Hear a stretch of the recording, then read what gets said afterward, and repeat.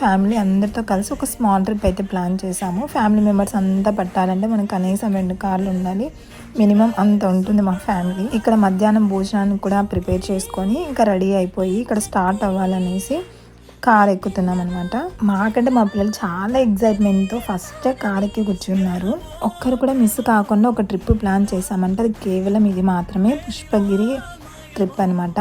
ఎవ్వరు కూడా మిస్ అవ్వలేదు. అందరం కూడా ఇక్కడ వెళ్తున్నాం అనమాట. ముఖ్యంగా మా అత్తకైతే పుష్పగిరి వెళ్ళాలని చాలా కోరిక. దట్స్ వై ఇక్కడ అందరం కూడా వెళ్ళడానికి రెడీ అయ్యాము. ఇక్కడ నా ఫీలింగ్ ఏంటంటే లాస్ట్ టైము దగ్గరలో ఉన్న కన్నతీర్థానికి అయితే వెళ్ళాము.